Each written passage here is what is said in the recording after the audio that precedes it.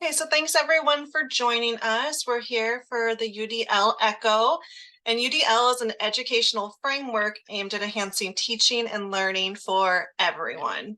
It emphasizes the customization of instructional skills, assessments, methods, and materials to cater all individual needs. This ensures equal opportunities for all learners to succeed. This series that we're having is focusing on applying the UDL framework to online courses through didactic sessions and case presentations, as well as in-person classes as well.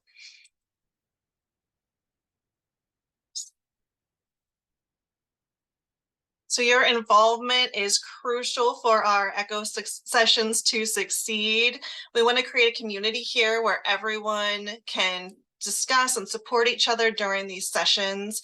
So please, if you're comfortable, turn your camera on and leave it on. We understand if you're not, and that's okay as well. We appreciate any questions, any feedback, especially after lessons and the case discussions that we do at the end of our sessions. If you're interested in presenting for a case presentation, you have something that comes to mind, please let us know. It's a really good chance to get feedback and explore resources together and do some problem solving together. Joining in these group discussions help us discover new tools and strategies to support students to become expert learners.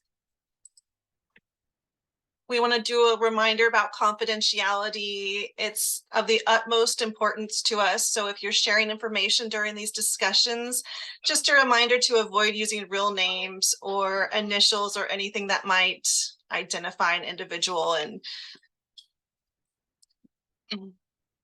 so introductions today. I'm Jessica Reiswig. That is not me, but I wanted to switch up the Yoda. And I'm a research associate at the North Dakota Centers for People with Disabilities at Minot State University. My colleagues Krista and Kyle are here as well. I don't know if they can introduce themselves or not. I'll give them a second. See if they can unmute. Hey, so despite my name on the thing, my name is Kyle. I am the evaluator here at NDCPD. And hi, everyone. I'm Krista Obstedal. Kyle and I are joining together because we're joining you from our staff retreat. So thanks for being here. Yes, we really appreciate everyone joining. We didn't want to leave the retreat. It's actually a really good one, so that was surprising. But we also really didn't want to skip this session because we're just really excited about it. So I'll go ahead and stop sharing my screen so our presenter Molly can introduce herself and share her slides.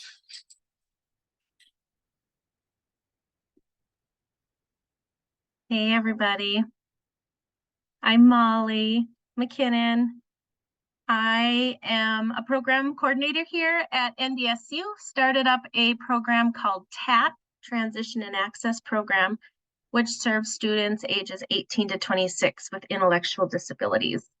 And so it's a very new program. I'm just trying to create it and do it justice, and it's definitely in the works. My background in UDL really came from finishing my doctoral program. I went to Africa 2 summers ago and spent a little over a month there, did my dissertation and research within about 6 different special schools, and I used their framework. And so I will share my screen and we will get started. This part I always find is the hardest, sharing your screen, because you're like, oh my God, share my screen. Every time I do it, it feels like the first time I've ever done it. So it's relatable. I'm a very informal presenter, so here we go.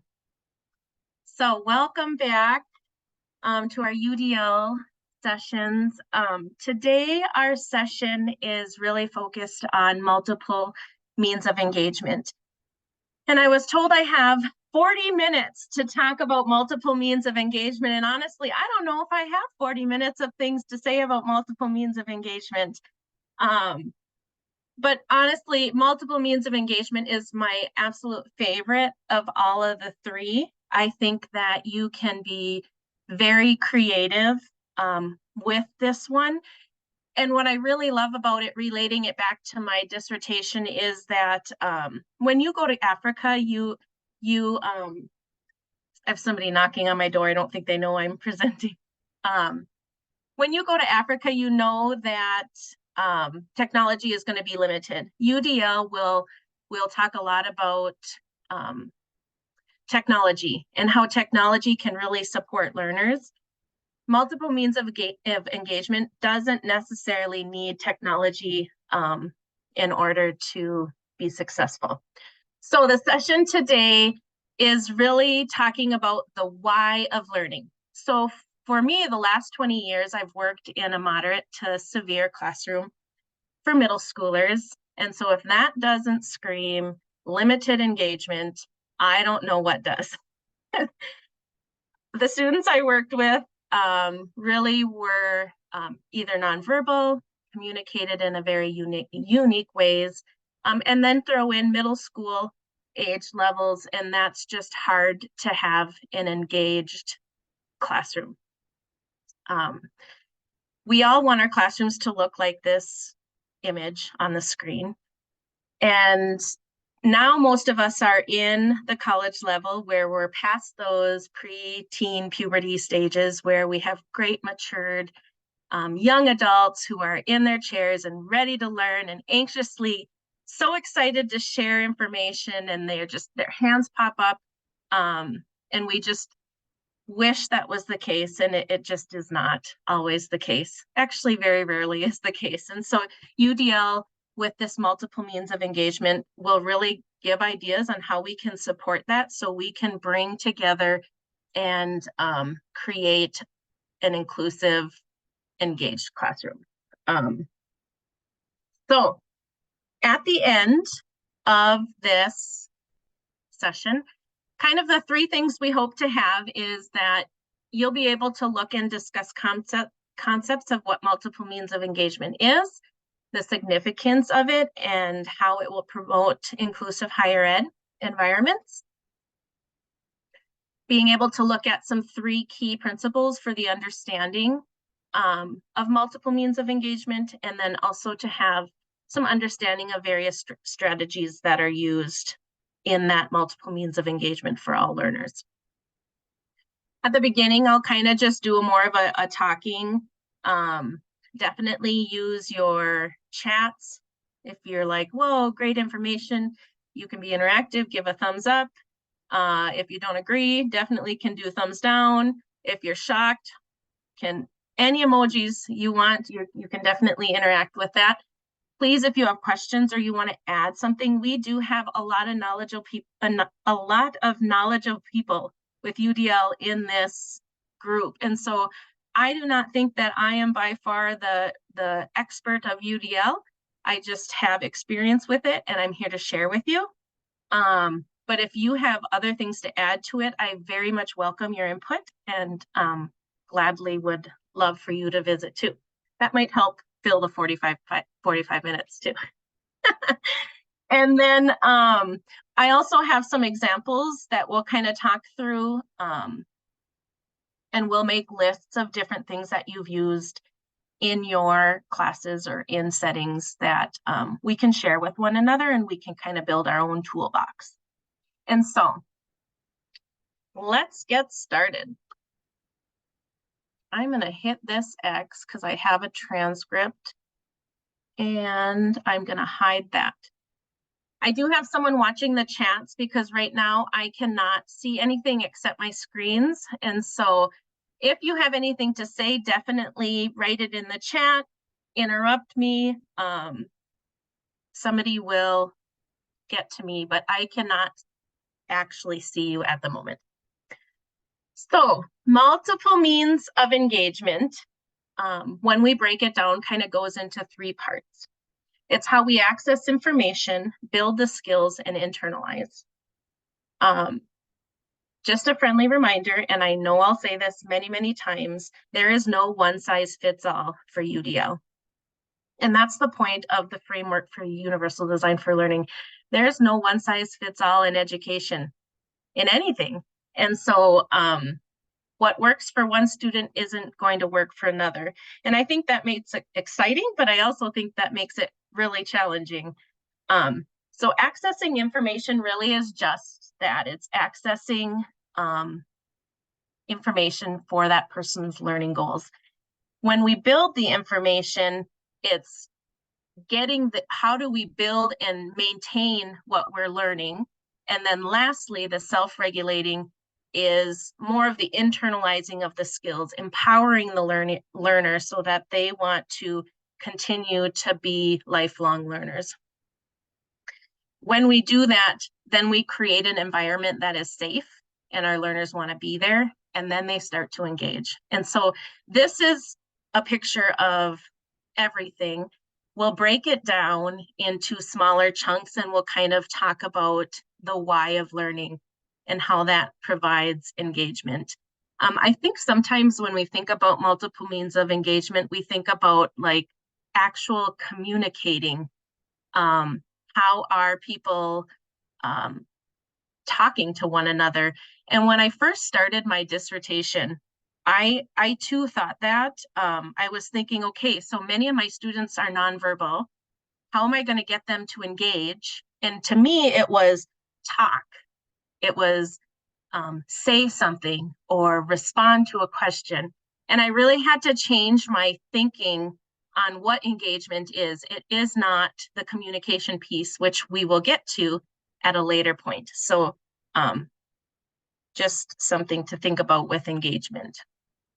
So the unimaginable task in today's society is trying to find interests of our young, lovely learners. So I'm just going to take this time. We're recruiting interests of these college level students. I would love to hear your ideas on things that you have done in your classroom. You can shout it out. You can write it in the chat. You can send Jessica a private message if you're not comfortable. She'll read it for you. Just take a couple minutes, share your ideas of how do we recruit interest for college level students.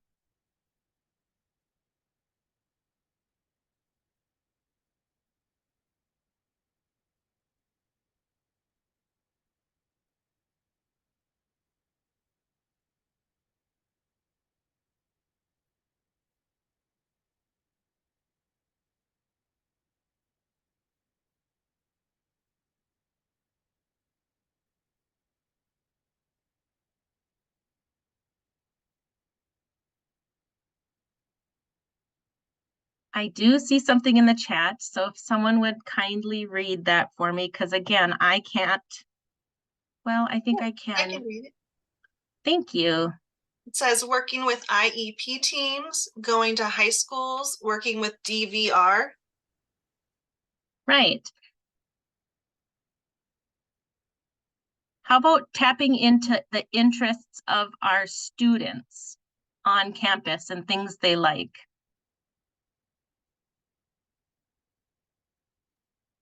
We have another chat that says, as a student, I appreciate when I'm allowed to apply the concept to areas that interest me. Yeah, definitely. I was just about to push send and then you said my answer, Molly.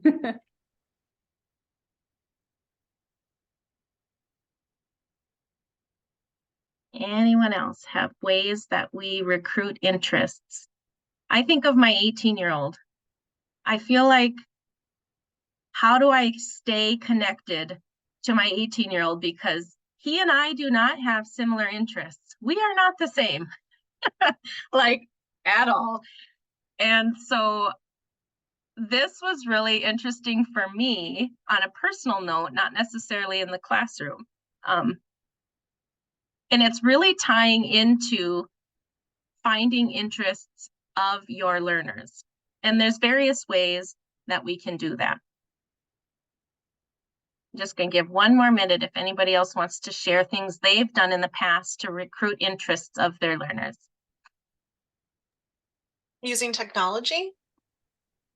Definitely. That is huge.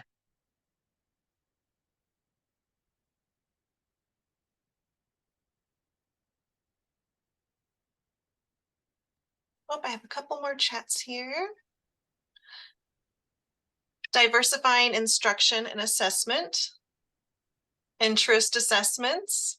Little Good, bios, asking them questions. wonderful. I have been implementing a sticky note exercise. I can have a discussion and they post more questions or ask them based upon the topic what they know and what they would like to learn. Ooh, I like that.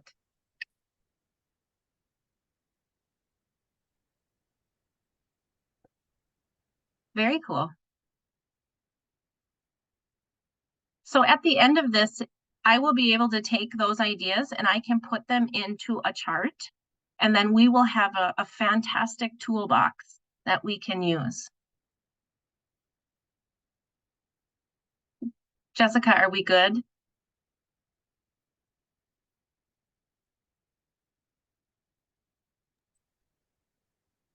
I think we're Yes. okay. Sorry. Thank I'm you thinking you guys can for see me. sharing. I apologize. I see nothing. So recruiting interests.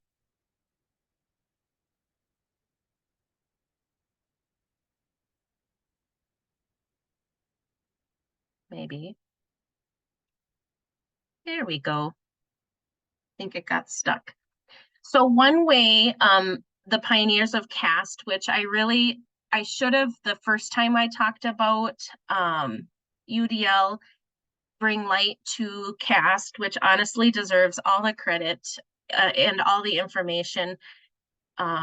If you haven't been to their website, CAST, C-A-S-T, they have a ton of information on UDL. They are the pioneers and the creators and the gurus of this amazing framework. And so they kind of put it into 3 different areas. So they look at individual choice and autonomy. And so when we're giving assignments or we're looking at projects or we're doing type of activities, the importance to be able to self-choose topics has been shown to be really beneficial for recruiting interests and maintaining engagement in classrooms. Another way is the optimizing relevance and value and authenticity. And so that really looks at our world and the diversity and the various cultures that we live in. We have a very, very diverse world, ensuring that our screen, our pictures and our images and our literature and all of the things that we put into our syllabus or our Blackboard is culturally relevant, is really important in recruiting interest for students of all of those ethnic backgrounds.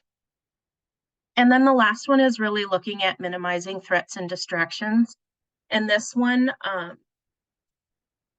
really kind of got my interest as well, because it's one I think we often forget about, is really taking notice of the sensory stimulation and the social demands or the lack of social demands that are in our classroom, varying your work, varying the speed, the pace of your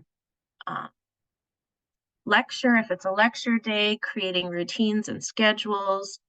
For students that need predictability, those routines and schedules are really important. And then for those who are not needing of that, they know that you have the ability to go above and beyond. And we'll talk about that as we get into some of the examples down the road, but minimizing those kind of threats, and UDL uses threats, but I really like the word sensory stimulations or the distractions and the social demands or lack of social demands.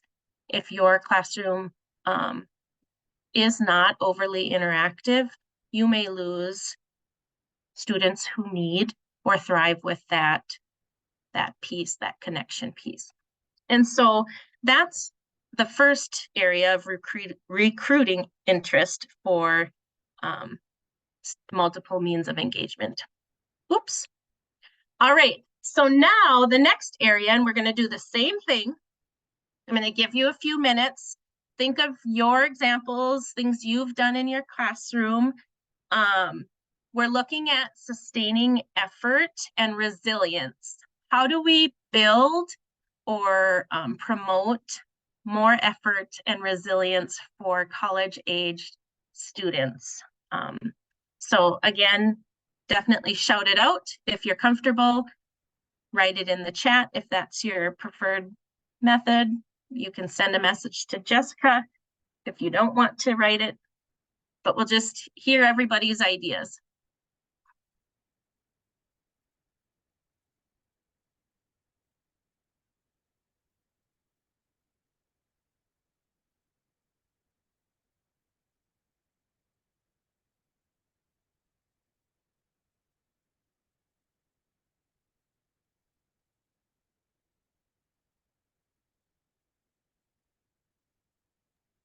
Could it be providing positive feedback for Definitely. Yep, big definitely. accomplishments and smaller ones too? Oh, some things in the chat now.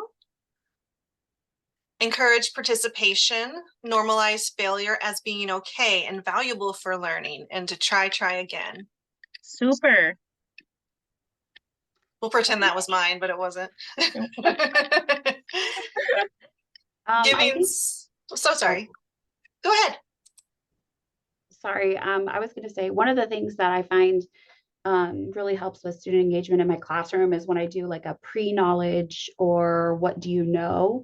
Sometimes I feel like it helps students feel really comfortable, letting them know that no matter what the topic is, at some base level, they have some familiarity. And so then they don't come in feeling that they don't bring anything to the table. And so I think that that helps encourage participation. And I think that it encourages effort because then they're building on knowledge as opposed to coming in with like a blank sheet and having to come up with these thoughts and ideas on, or important or critical thoughts and ideas about topics that they have no knowledge of.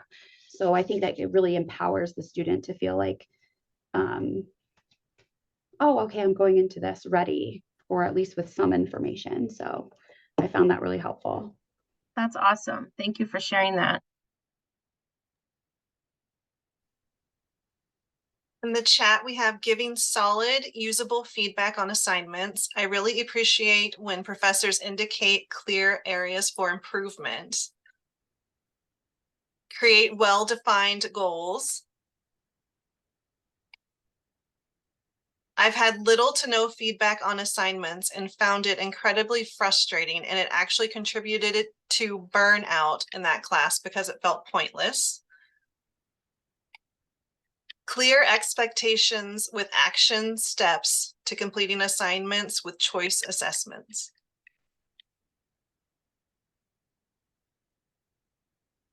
Awesome. Those are awesome. Awesome. Very good. We have another one, tying the content to something they are interested in and creating context.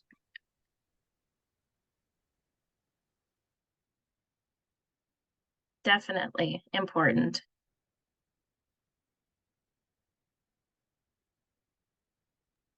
I misspoke earlier. It was choice assignments, not choice assessments. No, it was Oh. me. I wrote it wrong. Oh, okay. I was taking the You wrote hit. it- No, I'll take the hit. It's sorry. No, No, just I mean like- will. Thanks, Thank you. Lori. Yeah. And I think that tying it, and we will get to that because that's a really important piece of this engagement part. But I have a student that I work with that still is in the K-12 age, so isn't at college and isn't choosing to be in college. He's still at the age where he has to go to school. It's the law, but he doesn't have to learn because there's no way to force that. And so his response is always, why I don't have to be here. If I want to learn something, I can learn it on YouTube. And a part of me, how can I connect that to get him to learn in school? And a part of me is like, yeah, you really can. I remodeled my whole house using YouTube. So I'm like, I totally get you on that. So it's really finding, like, building those relationships where that student is at and connecting your literature to what they need. And it's becoming more and more important with today's students. So when we look at sustaining effort and persistence, those are all the things you listed are exactly what Universal Design for Learning. See, you guys are so knowledgeable. We should just be presenting as a group. Students at the college level for sure know their personal goals for the most part, their interests, their motivations. They are aware of their own needs, and to know that, we have to build authentic relationships, and this will really help you build that purpose and want to come to your class. So by creating clear goals and objectives within your coursework, you will create those routines and predictability for students who need those.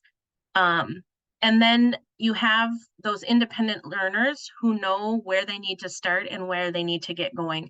They have that ability to start and do that on their own without needing that teacher-led direction.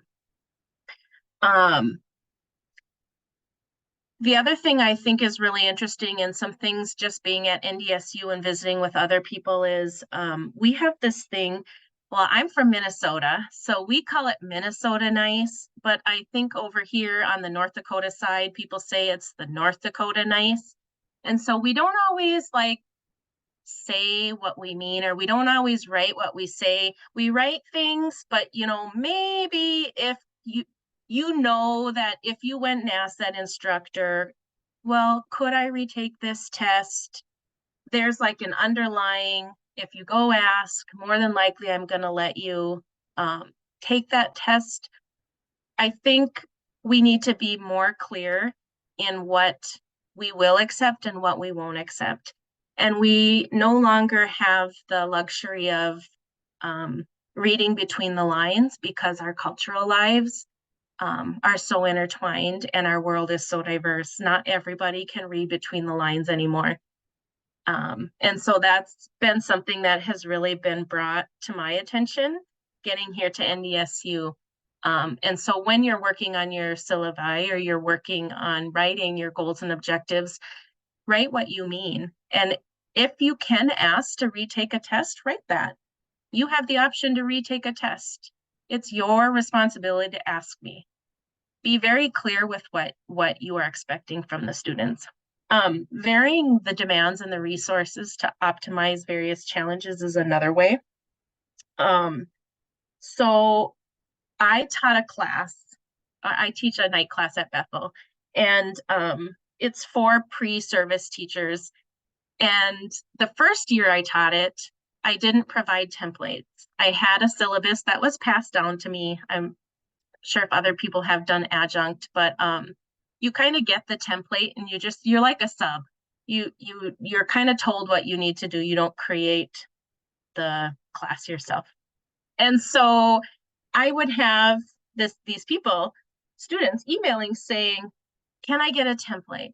I could really use a template to help guide me. And I totally get that. So then I'm like, all right, I'm going to add a template to this the next semester when I teach this again. Well, wouldn't you know, the next semester, the next person who emails me is like, why do I have to use your template? Like, okay, so I had to be very clear that I am providing a template to those who would like to use it. But by all means, if you already have a lesson plan template that you are comfortable using in your classroom, most definitely you can use that. I am just giving options and varying my demands to meet people where they're at. And so I had to say that out loud to the students so they know. And so that was something that I've kind of learned as I've done a few night classes. And so I thought that was really interesting that it happened back to back in the semesters. And then another way for getting effort and persistence is really fostering the collaboration and community within your classroom. Being open with all, and I can't remember because I can't see who's talking, but someone had mentioned the postcards or like adding on. What a great way for people to add on and share and build a community within your classroom. That's a very cool idea. And then lastly, increasing mastery in your feedback. And we did have another person comment about that too. Most definitely. We are also at an age that we need to teach how to accept feedback, and that feedback is a good thing, and that it's for us to learn and grow, and that we can thank people for the feedback instead of taking it as a negative thing that I did something wrong. We're learning and growing, and feedback is necessary so that it's done in a respectful way. And so those 4 ways will really help you sustain efforts and persistence and teach students those skills so that also more engagement will happen in your classroom. And last of the 3 areas is self-regulation. And this one also I feel is becoming more and more prevalent. So same thing, because routine and predictability is very important. How or what can we do to help and teach students self-regulating skills within our classroom, whether it could be adding it to our syllabus, routines in our classrooms, anything that you would like to add?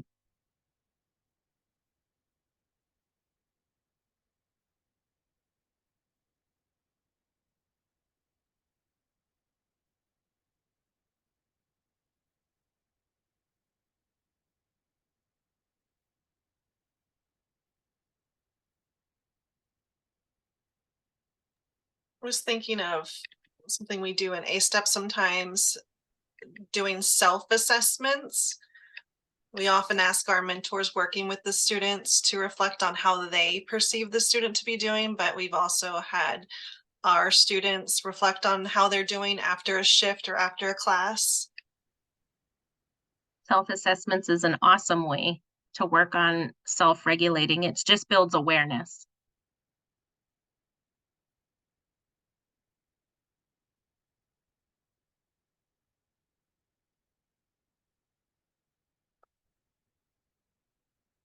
Any other ideas on what we could do to support those that are working on self-regulating skills?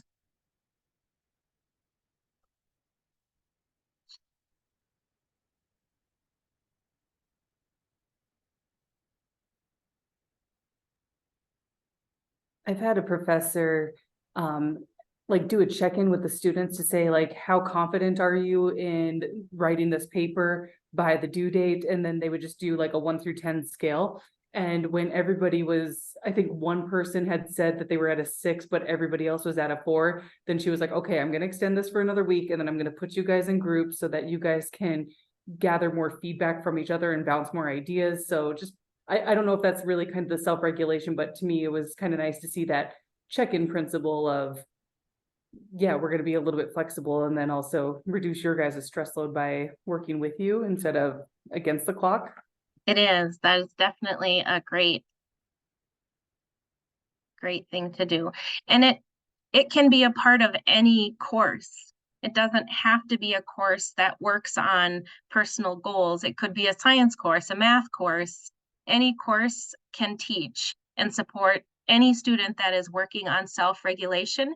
And I think, I'm fairly confident we have students that are really struggling with self-regulation, whether it be the our technology, our fast-paced society, I don't know what it is, but our world is becoming very quick, and we are not as quick to hold and wait and think before we speak. And so those are definitely skills that college students are needing to practice. All college students, not just college students that may have disabilities that impact that too. So here's what UDL says. So with self-regulation, the first is to promote expectations by supporting personal goals. Make it a habit for your learners within your classrooms to set those goals, revisit them, and talk about stressors and things that might interrupt those goals. It's normal. I just sat in a class with one of our TAP students, and the professor did just that.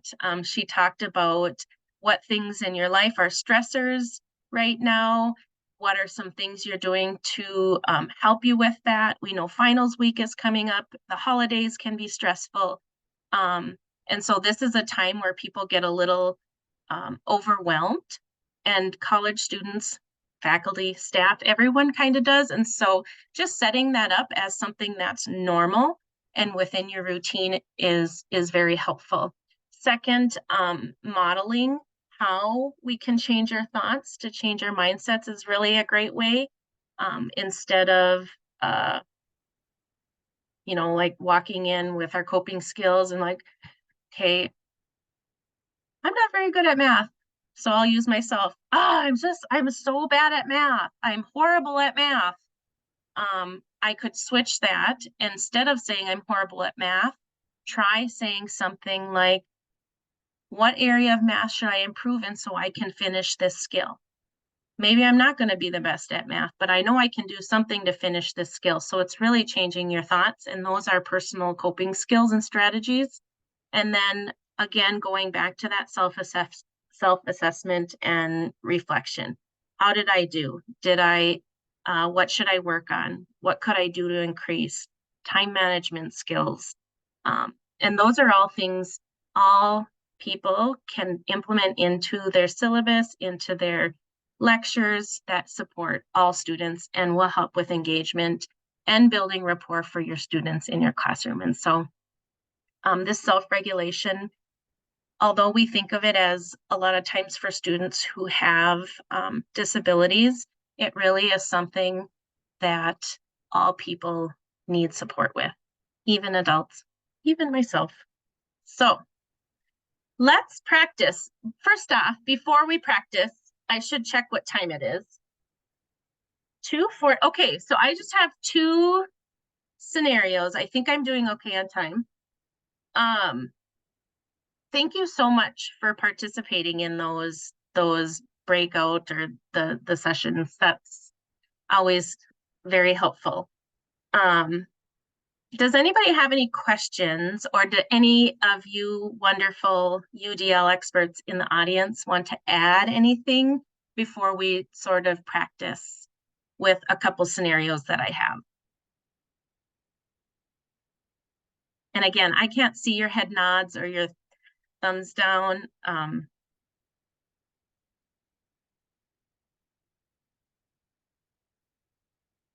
can't see your great smiles either.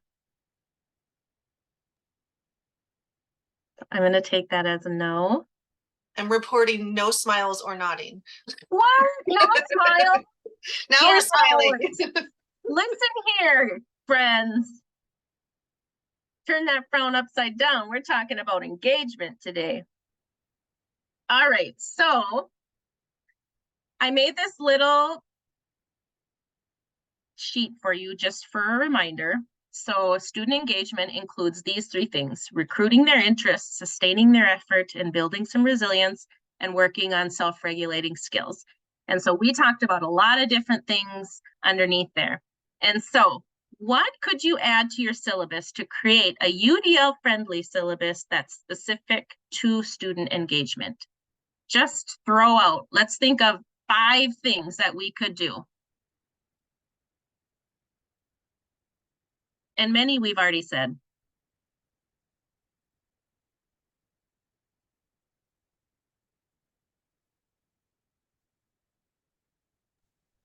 You could probably put something about flexible due dates or the ability to retake exams. I don't have anything like that on my syllabus, but when a student asks me if they can turn in late work, I always accept it.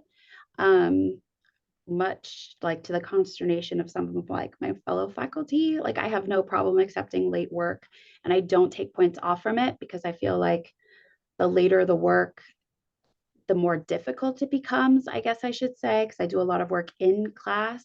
So I feel like the penalty is just there, like if you didn't do it with us.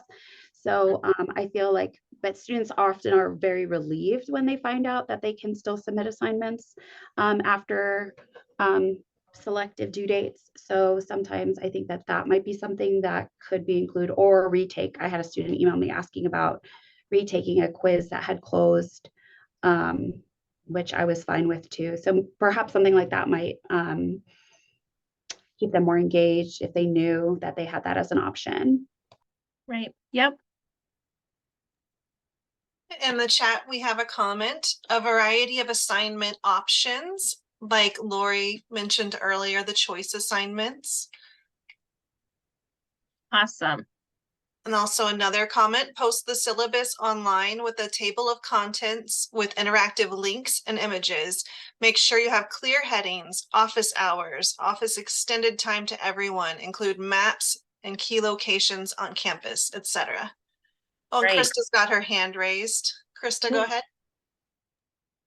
I guess I just want to pose a question to the group. I mean, I think I've told you guys, I'm looking at this very much from a student's lens because I'm currently in my grad program. And I remember when I first started in the program, I was struggling with some assignments, and my friend was like, hey, reach out and do an office hour visit. And I was like, I don't know what I'm supposed to talk about. So what are your thoughts as faculty? Would it be weird to put in there like what you can talk about during office hour visits? Do you think that would be helpful, or would that just be silly? I personally think that would be helpful, and UDL does also say that it is very helpful for your students to add a photo and personal information about you, your interests, and that's just building a relationship. And the one thing I really thought was interesting, and something I don't know why it didn't come to my mind before I started looking at UDL, is on those online classes, really adding a video of you speaking with your voice. That really shows who your character is. And you can learn a lot about a person just by introducing themselves. And so those two things adding to your syllabus, I thought, wow, that's really a creative way to build relationships so that you can recruit interests and find common interests with your students. There's a comment, having online office hours via Zoom or Teams to accommodate all student needs. And then Zara has their hand up. Go ahead. I was just going to say that I noticed, like when we're talking about it, that I used to be more forthright with the students and tell them, hey, come see me anytime, you know, if you have a question about this class or how to submit an assignment or any questions that you could have about something on campus. But a lot of students, like you're saying, don't know or understand what office hours are for. Like sometimes I've heard students say things like, oh, I thought that was just like your time in your office to grade, or that it was like a planning hour, because they're kind of like thinking high school or prep school mode and not really gathering that the office hour is for you. So I identify like on my schedule what I do during the office hours. So like I mentor honor society. So I put like during my office hours, like the first office hours for mentoring honor society or scholarship questions, or, but I feel like it's really helpful to like let students know that I'm basically just available to them for whatever, because then I have like grade checks come in, or questions about assignments, or, you know, if they want me to update a grade in the grade book, like I tell them you can email me, but the best way is if you just come and we just sit together and do it. So sometimes I think encouraging them to come to the office hours by letting them know all of the different things that you can get done, and maybe putting that in the syllabus is good. I also did incorporate introduction videos I took over an online class for another instructor on maternity leave, and I feel like having an introductory video was very helpful because sometimes when you're taking an online class, it just seems like you're just interacting with the computer. And while some students like that kind of engagement, others really like to see the face behind who's actually grading or listening to your voice or understanding whether or not they feel comfortable asking a question. And I feel like that really does make it a little bit more personable and kind of opens that discussion. Thank you. Jerry, go ahead. Yeah, I was just gonna say, yes, I agree. That was excellent input. I really have anything else to say. No, You rock, Jerry. no, I personally have been told that I'm very intimidating. So having like the video aspect of it or some kind of an aspect, some kind of environment, whether it's office hours where they see you, they hear you interact, they can, Molly, like you said, they can learn your personality a little bit, makes you a lot more approachable, gives them topics that they can discuss. And I can tell you from somebody who has been told multiple times that just looking at me, I intimidate people. But as soon as they hear me speak or get to know me, they're like, oh, you're not what I thought you were at all. You know, that's not who you are. So just breaking down those barriers has helped me interact with students so much more effectively. So when I go into a classroom order and start teaching, I usually start off with a little bit about me and I bring that right out to the open. You know, I said, hey, you know what? People find me intimidating at times until they get to know me. But once you see who I am and learn that where my passion and my heart lies and that I'm here to help you in every way possible, no judgment, no whatever, you know, that breaks those barriers down. It opens the room for conversation and makes students much more willing to engage with me.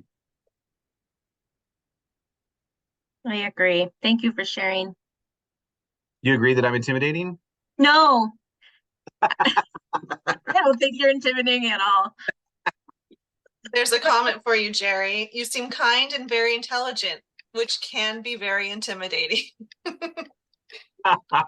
Thank you. I appreciate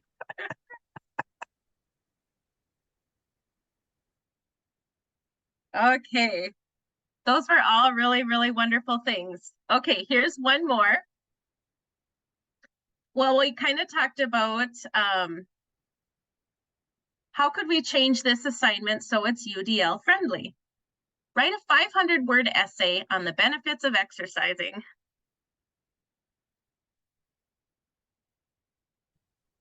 This is Amy. I'm actually in a program right now and we had to create a pitch for an assignment, but the way we could turn it in was whatever we wanted. So she's like, she just had parameters. So it had to take about 3 minutes to read or a 3-minute presentation or a 3-minute video or whatever. And so now whenever I see anything that's like a 500-word essay, it's also like, or create a 5-minute video or, you know, do like a video or an essay, or maybe like do an instructional video and show us or whichever. And so I really have liked that flexibility of being able to essentially do the assignment in any way that feels appropriate.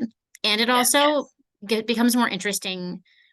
Like I look forward now to like looking at my other classmates' work because some of them are doing like things that never would have occurred to me that I feel like is now like retraining my brain to not just write papers. Absolutely.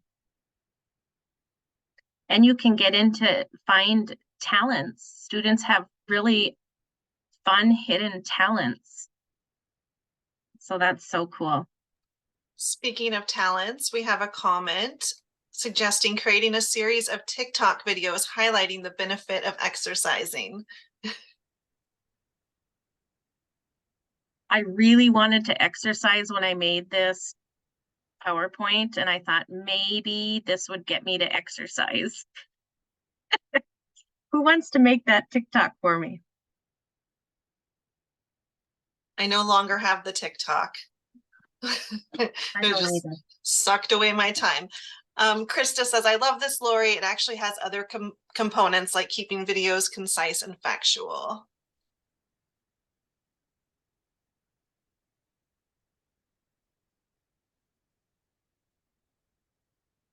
This reminds me of a Awesome. student we had in public speaking where they were supposed to give a 3-minute speech, I believe, and they created a PowerPoint and had recorded their voice to where it played with the PowerPoint, and just, I think that could be applicable here as well.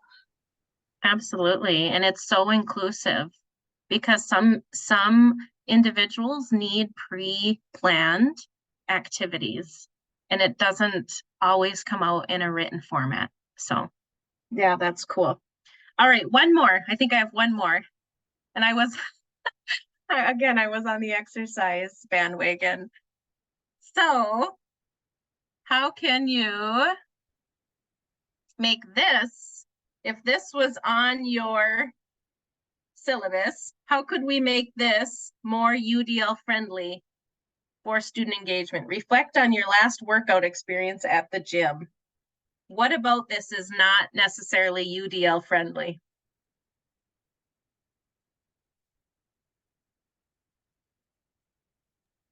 Well, I feel like first most it's making assumptions. Like not all people have access to gym memberships. Not all Ooh, people worked out.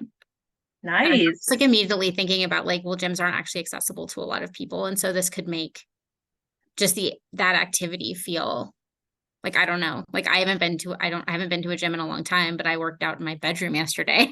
Like, Right. yeah. Absolutely. I also don't like your photo, your able-bodied white women. What's said wrong it. with able-bodied white women? I said it. Definitely does not hit the category of welcoming and inclusive and culturally relevant. So most definitely that would something that you should be aware of. And I think sometimes as a blonde white gal, until you start making those things, I didn't really realize how hard it is to find really diverse clip art on the internet. The options for white women is a lot more than multicultural. It's becoming better, but it is something that has brought a lot of awareness to me in creating a lot of visual schedules for the students I work with. And so just be really cognizant that the things you use are inviting to your entire population. So We do have a couple comments. perfect. So not everyone goes to the gym or has access to the gym. And then you could vary the assignment by interviewing people at a gym and asking them to reflect on their experience, maybe using a podcast format. I And love that. Krista states the nounproject.com has amazing photos and tons of icons that she uses for everything. And then Lori is chiming in that Pics for Learning is great as well. Thank you. Are those sites free? Yes. Fantastic. This Awesome. is Amy, one thing I was thinking, instead of talking about experience at the gym, it could be like, when was the last time, or reflect on a time where you were you engaged in movement, where you can just kind of Right. change it up.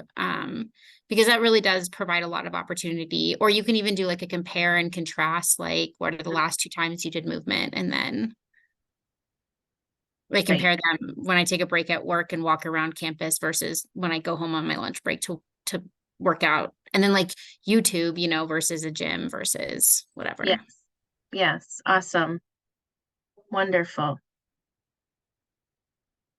So here are off of the UDL website cast. These are a list of very quick things that summarize how to create a very inclusive, engaging classroom. And we've said that, I think we've hit every single one of them. Pat yourself on the back. Go team. So I really do encourage you to look at the UDL website cast. It is really a great great website with lots of videos, and then it has links that take you to different sites, and it really is very beneficial.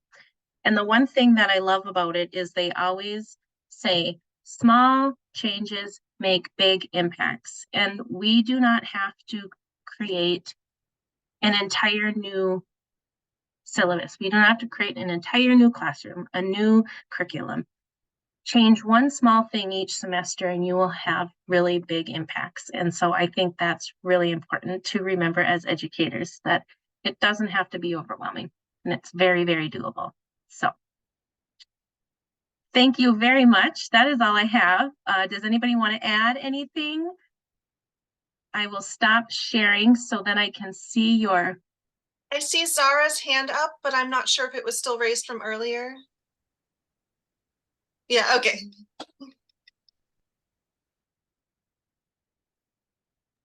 This was great. Thank you everyone for all of the amazing resources.